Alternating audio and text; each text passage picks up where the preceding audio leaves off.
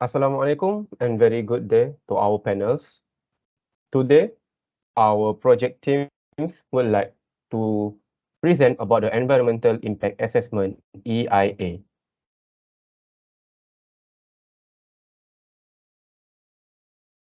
For the introduction, an Environmental Impact Assessment EIA is a process that assesses the environmental consequences of a proposed project or development.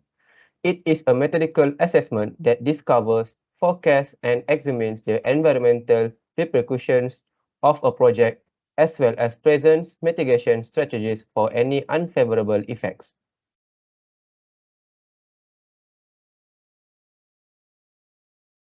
So for this project, we would like to cadangan membina dan menyiapkan rumah berkembar 2 tingkat di atas sebahagian lot 3311 daerah Pasir Putih, Kelantan. And our project consists of 4 members, which are first, Muhammad Rafiuddin bin Muhammad Rozi, second, Muhammad Azim bin Zakaria, third, Florence Simba anak Charles Mumtaz, and lastly, myself is Muhammad Anik Farhan bin Muhammad Aziz.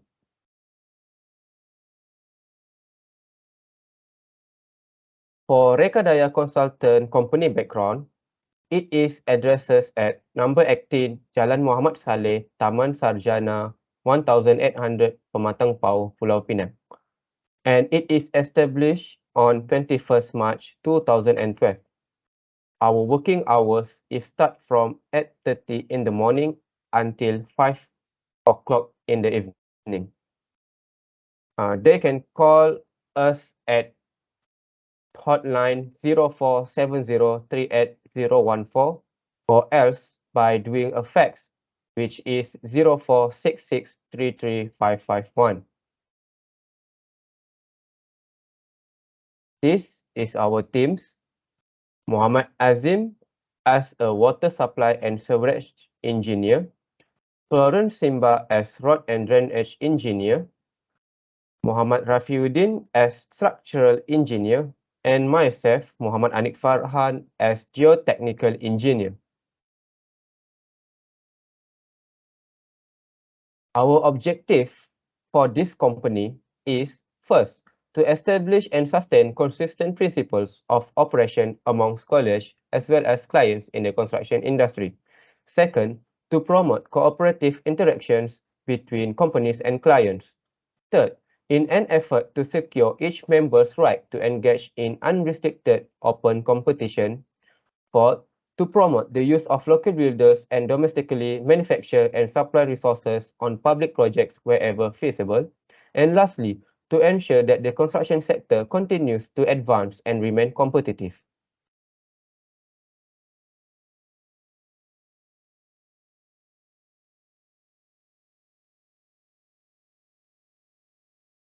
Bismillahirrahmanirrahim. Assalamualaikum warahmatullahi wabarakatuh. My name is Muhammad Azim and I will present for the project description.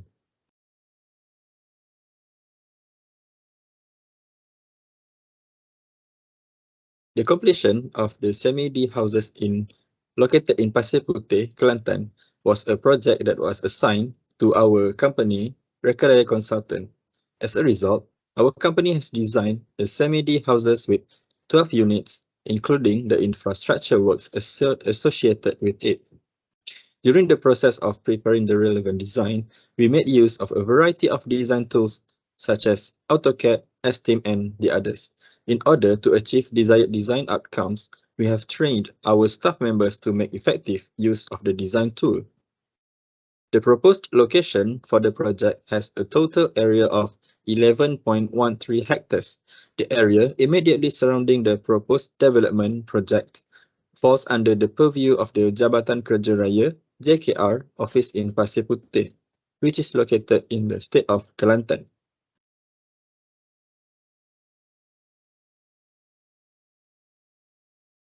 Next. For the objective of the Environmental Impact Assessment, the EIA, first, to identify, predict, and evaluate the economic, environmental, and also social impact of development activities. Next, to encourage environmentally responsible and sustainable development through the discovery of suitable alternatives and also mitigation strategies. Next.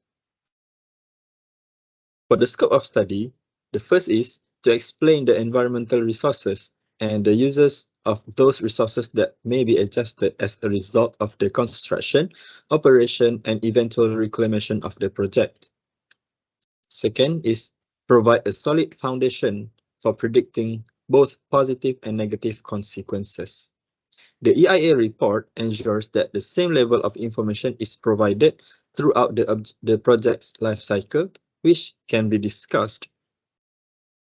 If it is possible to do so, quantify the impact and evaluate its significance, taking into account the spatial, temporal, and also cumulative aspects of the situation. Next, to analyze the evaluation's data sources, and lastly, limitations or flaws introduced by this information should be identified in this EIA report's analysis and conclusions.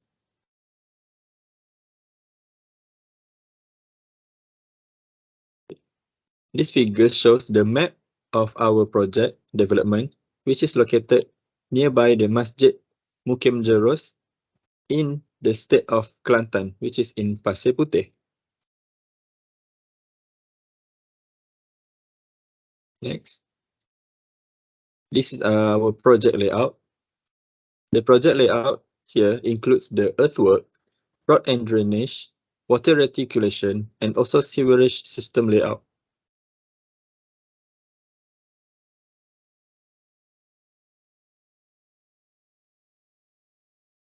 For this chapter 2, in the project component,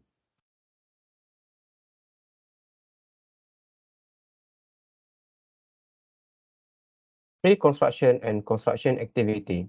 In the pre-construction planning stage, some of the tasks that are completed include defining the project, locating potential problems, planning and scheduling, determining the scope of the job, and estimating the cost associated with it.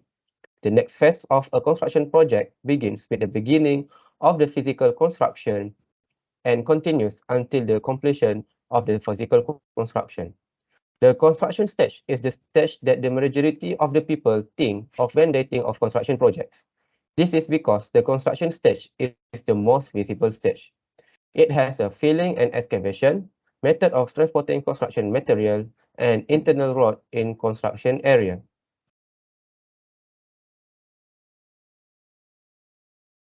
For water supply, at the beginning of work on a site, temporary water supplies are required whenever there are either no main water supplies or insufficient main water supply. In these kinds of situations, we build temporary water storage tanks that are above ground, along with pumps and pipework networks. This infrastructure is promptly removed as soon as the developer services team from the regional water utility brings a permanent main water supply to the location where it is needed.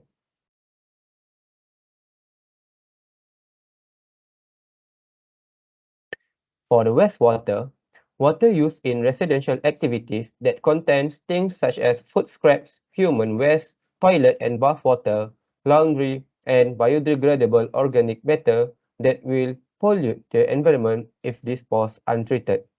Biochemical oxygen demand, BOD, pH, chemical oxygen demand, COD, total suspended solid, TSS, and other factors are connected. As a result, biological treatment is required to treat all of the characteristics. For solid waste, waste generated during the construction process, such as construction waste, garbage, and so on, must be discarded or buried in areas recommended by municipal authorities.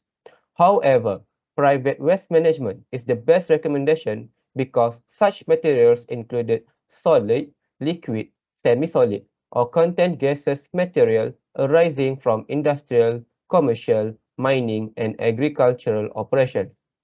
Then, recyclable waste such as glass, board, paper, and so on can benefit the environment by reducing air pollution in the nearby area. For electrical supply, the proposed site project will be connected to the Tenaga Nasional Berhad (TNB) for a power supply line. TNB electricity supply lines are already available around the proposed site project since there is already development within the area.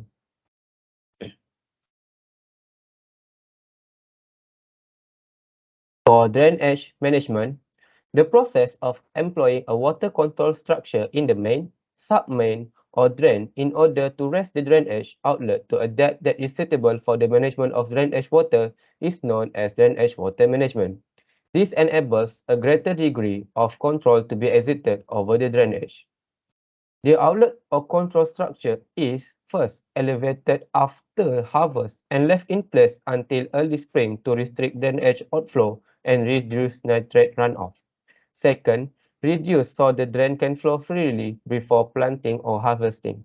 And lastly, raise after planting and other spring field operations to store water for summer irrigation. For air pollution control, there are ways to prevent, control, and eventually reduce air pollution, which are renewable fuel and clean energy production, energy conservation and efficiency, lastly, eco-friendly transportation.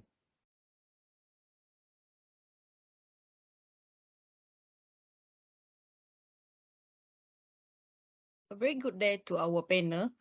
My name is Florence Simba, and I would like to present on Chapter 3, which is Existing Environment.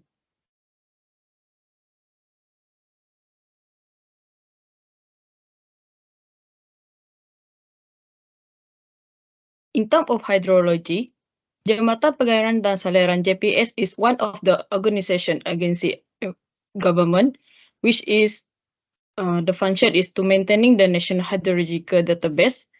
And this hydrology would be based on the station operation. And in this project, our station is in Kelantan.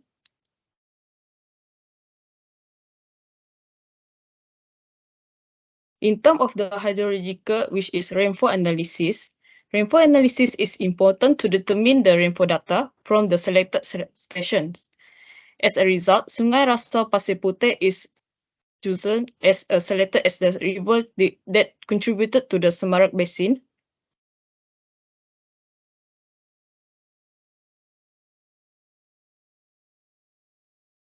Meanwhile, for the evaporation analysis, evapotranspiration PE, the maximum amount of water that would be evapotranspiration if enough water were available from the precipitation and soil moisture.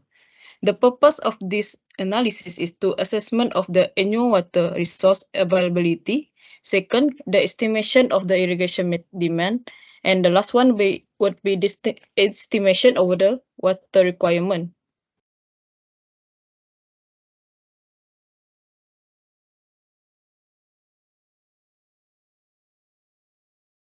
In terms of the ecological resource, the project site is undeveloped. The hiking area of the construction site is home to plants and animals.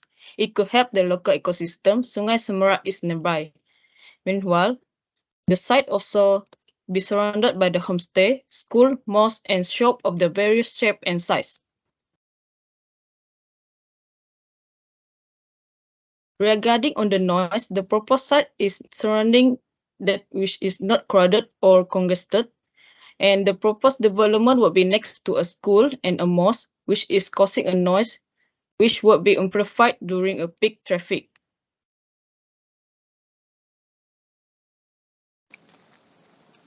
Assalamualaikum and good day to all panel. My name is Muhammad Rafiuddin and I'm going to talk about the assessment of anticipated environmental impact.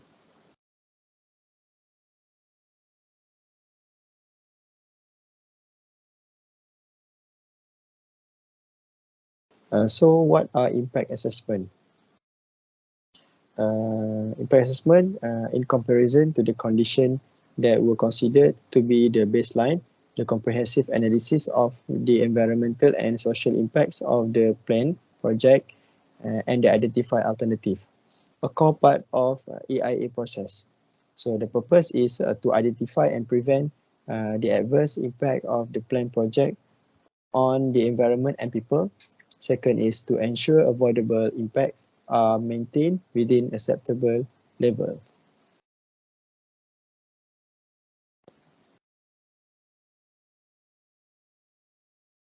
So here are the physical impacts that we have been discussed in this project.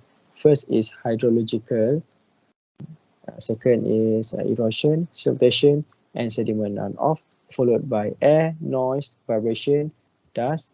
Next is solid waste disposal, followed by ecological resource, social economy or culture aspect, traffic impacts, and last is safety issue.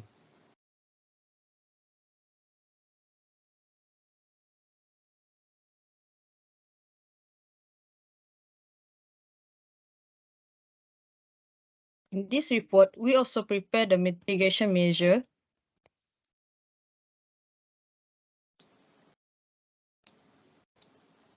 In terms of the preventive measure, there are 8 preventive measures that will be discussed in this chapter. First, soil conservative measure. In soil conservative measure, there are 3 things that we would like to consider. First, sediment and soil erosion plan during construction. Second, minimize the amount or area of disturbed soil. Third, erosion and sediment control across the site. Next, waste management technique and measure avoid or minimize the ecological impact, followed by the measure to measure the handle of the negative social and cultural impact.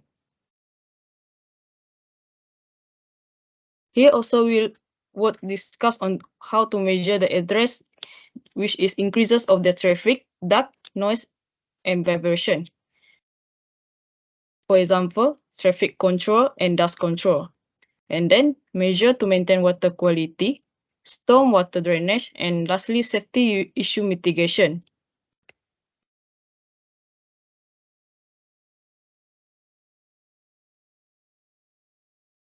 For the next chapter, this chapter highlights about the Environmental Management Program, EMP. Next. For the objective of EMP, first is to provide information on the activities that were carried out on site while the building stage was being constructed. Second, to provide a structured and organized method for effective communications and responses regarding environmental issues while developing projects. The third one is to make certain that the protection of people's health, the environment, and their safety are given top priority. Next, to engage in a variety of environmental management activities in order to guarantee that all issues and concerns regarding health, safety, and the environment are addressed appropriately. And the last one, to ensure that the proposed project is in compliance with all of the requirements and standards that have been specified by the relevant authorities and government agencies.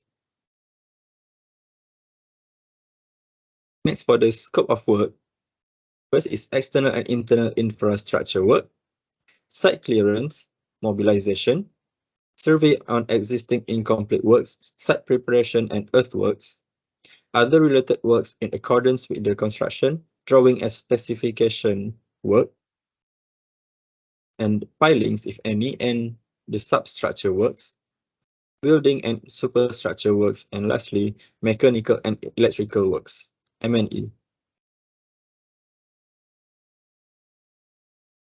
For the environment target is to increase knowledge and comprehension of the most effective methods for the management of the environment.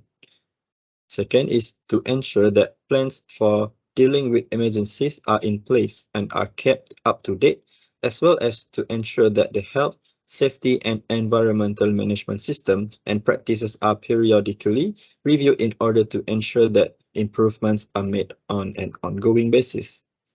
And the third one, there are no negative effects on the surrounding environment.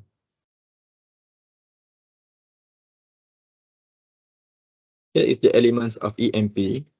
For the activity, first, for the planning in safety, the mitigation plan is to describe in detail all the necessary safety requirements for the construction site and also determine every factor that contributes to the lack of safety.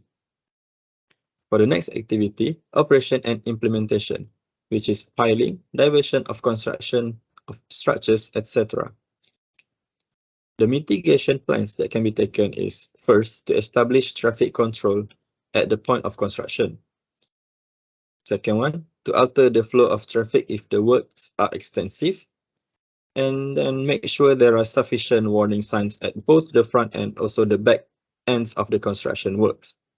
And next, to alter the time of the work in areas that have been identified as having an exceptionally high volume of traffic.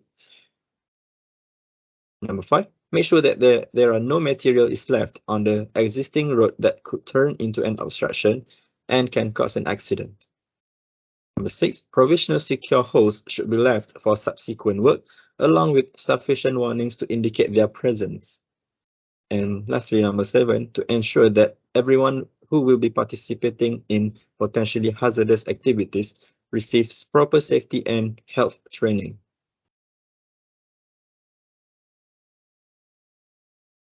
And for point activity number 2 is transportation of material. To mitigate the problem, heavier structures are going to have to be transported to the construction site at night. This is to make sure there is sufficient lighting for this purpose.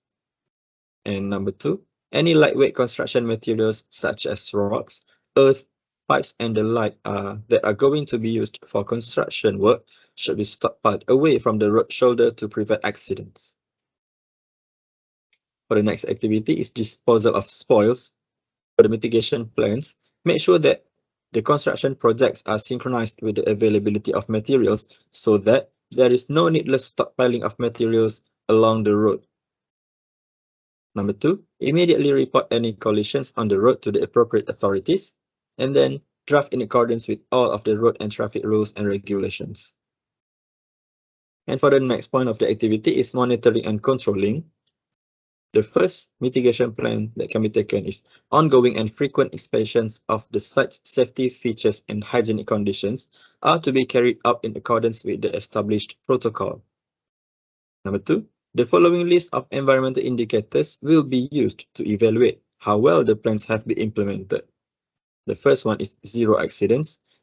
Number 2, 0 complaints. And the last one, 0 compounds from the Department of Occupational and Safety and Health, OSHA. And for the last one, for the audit and review, to mitigate is an inspection of the health and safety plan is performed every 3 months. In order to improve performance, a review of the plan will need to be conducted.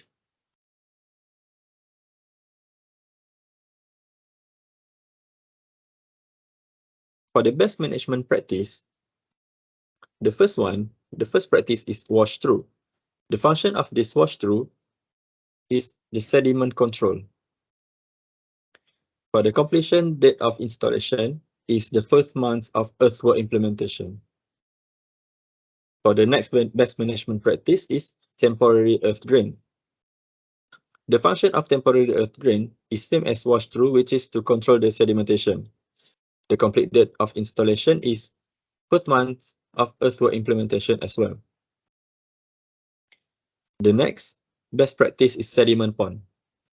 The function of sediment pond is also to control the sedimentation.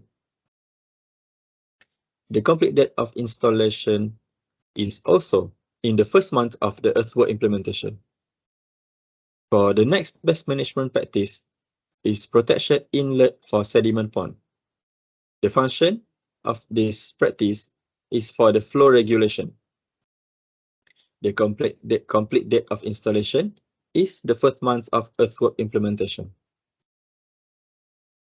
And the last one, for the protection outlet for sediment pond, is also the same as the protection inlet for sediment pond, which is for the flow regulation.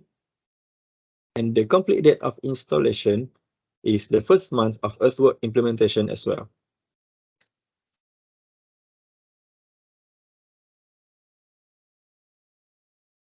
For the mitigation of the environmental impacts, there are 3 steps to mitigate. The first one, mitigation measures during the design stage. And the next one, mitigation measures during construction phase. And the last one, mitigation measures during the post-construction phase.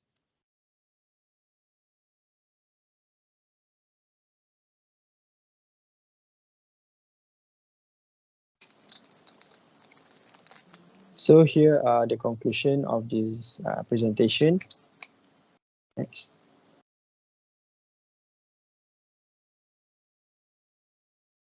Noise, water, and air pollution will be addressed by specific measure. Following the EIA's finding, every step was taken to reduce environmental impact. The study emphasized the project's ecological benefits and ensured that it wouldn't degrade the environment. Pollution, slums, garbage collection, and traffic congestion needs solution. This study focuses on the project's ecological value, making sure it won't contribute to environmental deterioration and can address waste degradation and pollution. According to the EIA report, cadangan membina dan menyiapkan rumah berkembar 2 tingkat di atas bahagian lot 3313 daerah Pasir Putih, Kelantan. The planned project will not have any significant environmental impact. This conclusion is based on a study of these factors and the assumptions that the stated impact will be mitigated properly. That's all from our company. Thank you.